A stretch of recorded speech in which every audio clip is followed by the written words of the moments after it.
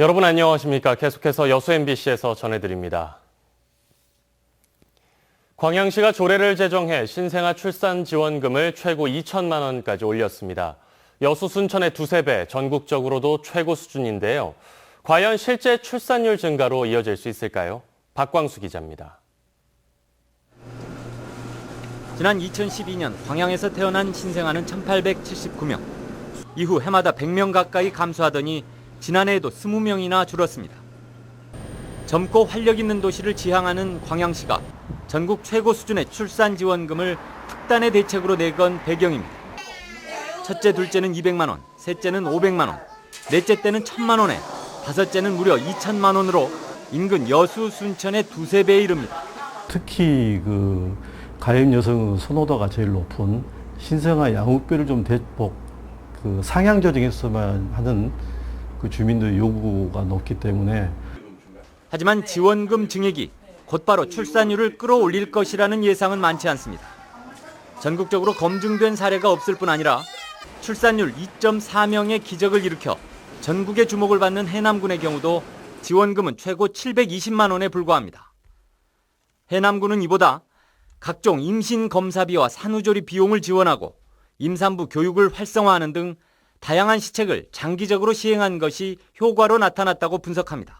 종합적으로 이렇게 많은 사업을 하고 있다 보니까 자연스럽게 이제 지역 주민들이 주민인식 개선이 돼가지고 둘은 기본이고 셋, 넷 또 이렇게 흔하게 벌 수 있는 그런 분위기가 이렇게 조성되고 있다고 생각을 합니다. 출산 시점보다 그 이후를 겨냥한 보육 지원 등이 더욱 큰 효과를 가져올 수 있다는 시각도 있습니다. 출산에서부터 초등학교 그 전에 보육 관계를 좀 더 강화시킨다면 광양은 생애 주기별 출산율에서 우위를 점할 수 있다고 본의원은 생각합니다. 차별화된 지원금으로 일단 출산 장려 시책의 시동은 건 셈입니다.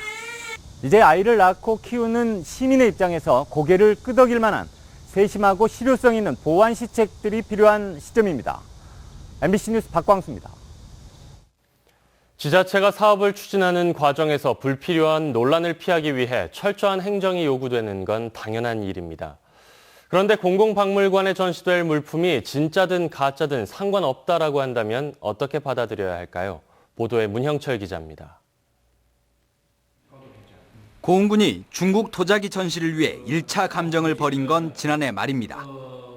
감정 비용은 한 명당 2천만 원씩 모두 6천만 원. 최근 2차 감정에는 모두 4,500만 원이 지급됐습니다. 무진동 차량을 이용해 고흥까지 도자기를 옮겨온 비용 2억 4천만 원까지 더하면 지금까지만 모두 3억 5천만 원 가까이가 투입됐습니다.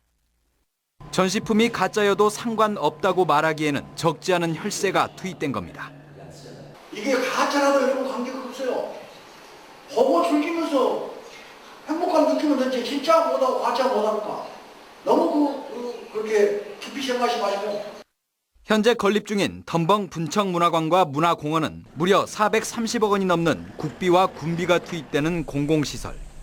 여기에 중국 도자기가 전시되는 공간은 유료로 운영되고 고흥군은 이 입장료의 일정 부분을 도자기 원 소장가에게 지급할 계획으로 전시 사업을 추진하고 있습니다. 국가 예산이라든가 지방 예산이 투입되는 그런 시설들이기 때문에요. 전시품들은 논란이 없어야 되고요. 객관성이라든가 문화재적인 가치 이런 것들이 충분히 검증된 후에 분청사기를 알리는 공간에 외국 도자기를 전시한다는 일부 비판까지 감수하면서 추진했던 사업. 고흥에 처음 건립되는 박물관이라는 상징성도 철저한 행정이 필요한 이유 가운데 하나입니다. MBC 뉴스 문형철입니다. 서울대가 서울대 법인화법 시행 이후 전체 학술림의 일부에 대한 양열을 기재부에 요청한 것으로 확인됐습니다. 서울대 남부학술림에 따르면 서울대는 백운산과 지리산 일대 16,000여 헥타르의 학술림 가운데 5.8%인 935헥타르의 소유권을 양여해달라고 기재부에 요청했습니다. 해당 지역은 광양시 옥룡면 추산시험장 일원과 한제지구, 구례군 토지면 지역 등으로 서울대는 필수 부지만 소유권을 확보한다는 취지지만 지역에서는 해당 부지도 너무 과하다는 불만이 대두되고 있습니다. 농림축산식품부가 선정한 6차 산업지구 조성사업 품목에 고흥 유자가 포함됐습니다. 이에 따라 고흥군은 내년부터 3년 동안 국비 15억 원을 포함해 모두 30억 원을 들여 유자 신제품 개발과 유자 체험센터 건립, 시설 현대화 사업 등을 추진할 계획입니다. 한편 고흥의 유자 재배 면적은 지난 2014년 기준 485헥타르로 국내 전체 재배 면적의 52.7%를 차지하고 있습니다. 해양수산부가 인양의 80%를 차지한다고 밝혀온 핵심 공정, 선수들기에 성공했습니다. 선수들기만 수차례 연기와 실패를 거듭해왔는데요. 김진선 기자의 보도입니다. 바닷속 세월호 뱃머리를 크레인이 서서히 끌어올립니다. 5개의 와이어가 연결된 뱃머리는 이틀 만에 해저면에서 5도가량, 10m 높이까지 올려졌습니다. 그 사이 선체 아래를 받치게 될 리프팅빔 18개가 안정적으로 설치됐고 잠수사들이 확인 작업을 마쳤습니다. 인양팀은 떠올랐던 뱃머리를 그 위에 다시 내려놓은 뒤 와이어를 제거하는 마지막 작업을 벌이고 있습니다. 세월호 인양은 선체를 직접 들어올리지 않고 아래에 깔린 리프팅빔을 크레인으로 들어올리는 만큼 이후 선미 아래에도 리프팅빔을 설치하는 작업이 남았습니다. 선수들기와 달리 해저면을 파낸 뒤 하나씩 8개를 밀어넣는데 선수들기가 마무리되는 대로 곧바로 작업이 이어집니다. 이후 리프팅빔을 통째로 들어올릴 와이어 연결 등 후속 공정에 들어가게 되고 오는 9월 중 목포신항으로 거치할 수 있을 것으로 해양수산부는 보고 있습니다. 한편 김영석 해양수산부 장관은 인양 현장을 방문해 관계자들을 격려하고 이후 인양 공정을 점검했습니다. MBC 뉴스 김진선입니다.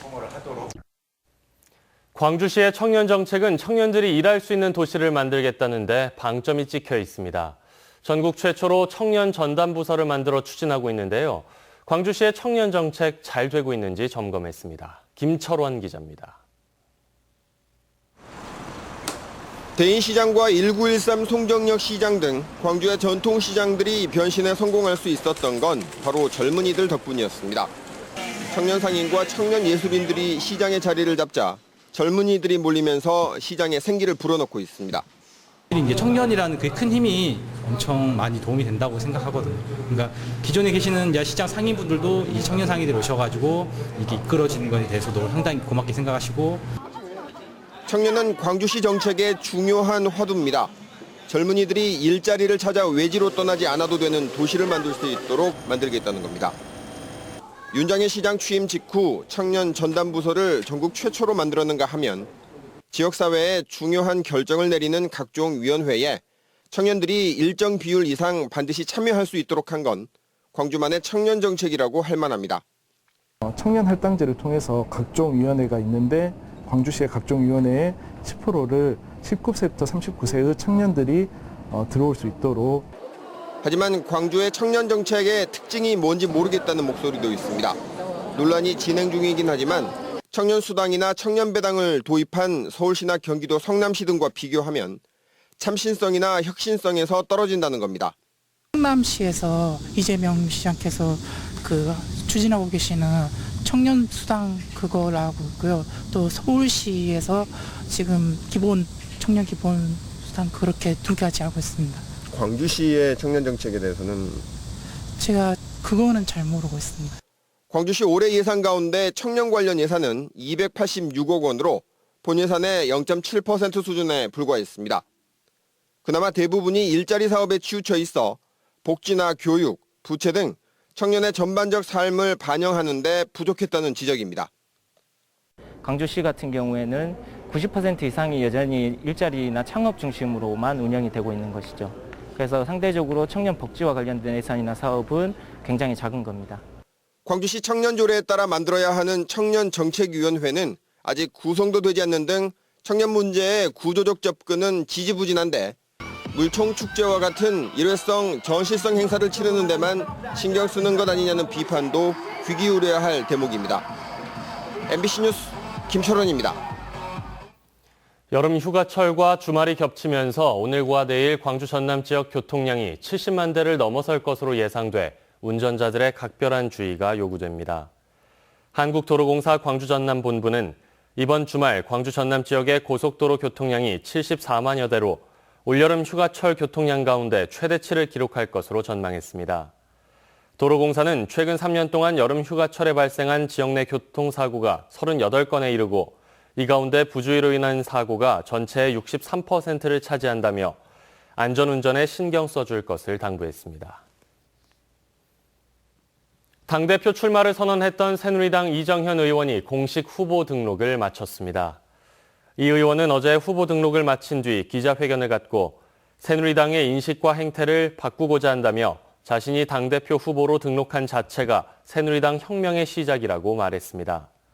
한편 새누리당 당대표 선거에는 이정현 의원을 포함해 이주영, 정병국, 주호영, 한선교 의원 등 모두 5명이 출마했으며 다음 달 9일 열리는 전당대회에서 당대표가 결정됩니다. 더불어민주당 소속 전남도 의원 29명이 이계호 의원을 전남도당 위원장으로 추대하자고 주장했습니다. 이들은 어제 성명을 통해 전남도당은 중앙정치와 지방정치, 국정과 도정을 연결하는 가교 역할을 하는데 효과적인 체제를 정비해야 한다며 현역 의원이 이런 역할을 하는데 적합하다고 밝혔습니다. 도의원들의 이러한 주장은 지나친 경쟁과 대립을 피하기 위해서는 전남에서 유일한 더민주 소속 국회의원인 이 의원을 추대하는 것이 적절하다는 판단에 따른 것으로 해석됩니다. 탤런트 최수종 씨와 영남대 음악대학 학장 이현 교수가 순천만 국가정원 명예홍보대사로 위촉됐습니다. 이에 따라 국가정원 홍보대사는 인유한 국제보건의료재단 총재를 포함해 모두 3명으로 늘었고 순천시는 이들과 함께 오는 9월 30일부터 열리는 순천만 국가정원 산업디자인전 행사를 홍보할 계획입니다. 전남 해역 전역에 보름달 물해파리 주의경보가 발령된 가운데 집중적인 구제 활동이 시작됐습니다. 전라남도는 고흥과 보성, 장흥이 접해 있는 등량만에서 보름달 물해파리가 100제곱미터당 평균 15개체 이상 출현하는 등 개체 수가 급증함에 따라 250여 명의 시군 인력과 선박, 분쇄기 등 가용 장비를 총동원해 집중 제거 작업에 착수했습니다. 당국은 한여름 지역 연안에 대량으로 출현하는 보름달 물해파리는 쏘이면 통증과 피부 발진이 일어날 수 있다며 피서객들의 주의를 당부했습니다.